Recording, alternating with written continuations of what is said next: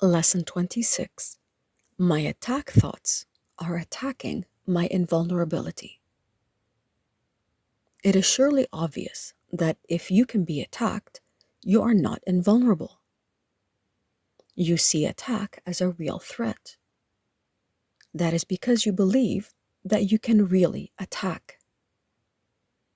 And what would have effects through you must also have effects on you. It is this law that will ultimately save you, but you are misusing it now. You must therefore learn how it can be used for your own best interests rather than against them. Because your attack thoughts will be projected, you will fear attack. And if you fear attack, you must believe that you are not invulnerable.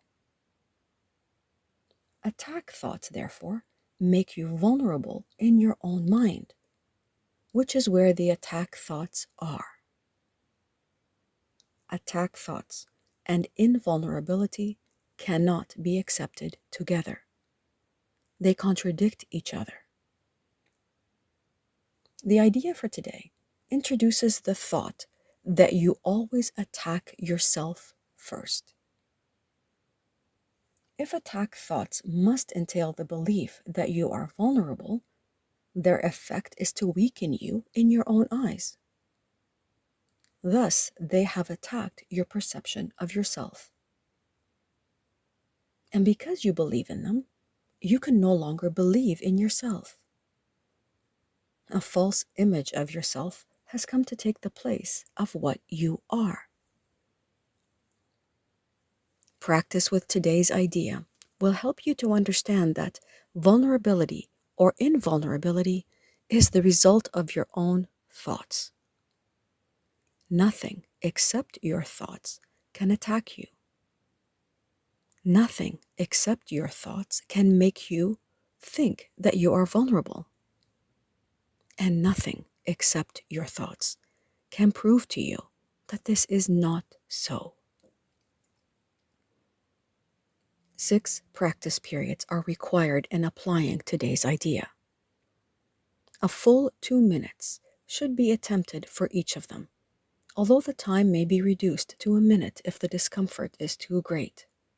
But do not reduce it further. The practice period should begin with repeating the idea for today, then closing your eyes and reviewing the unresolved questions whose outcomes are causing you concern. The concern may take the form of depression, worry, anger, a sense of imposition, fear, foreboding, or preoccupation. Any problem as yet unsettled that tends to recur in your thoughts during the day is a suitable subject. You will not be able to use very many for any one practice period because a longer time than usual should be spent with each one. Today's idea should be applied as follows. First, name the situation. I am concerned about X. Then go over every possible outcome that has occurred to you in that connection and which has caused you concern, referring to each one quite specifically, saying, I am afraid X will happen. If you are doing the exercises properly, you should have some 5 or 6 distressing possibilities available for each situation you use, and quite possibly more. It is much more helpful to cover a few situations thoroughly than to touch on a larger number. As the list of anticipated outcomes for each situation continues, you will probably find some of them, especially those that occur to you towards the end, less acceptable to you.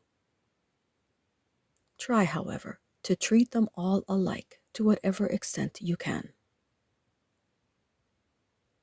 After you have named each outcome of which you are afraid, tell yourself, that thought is an attack upon myself.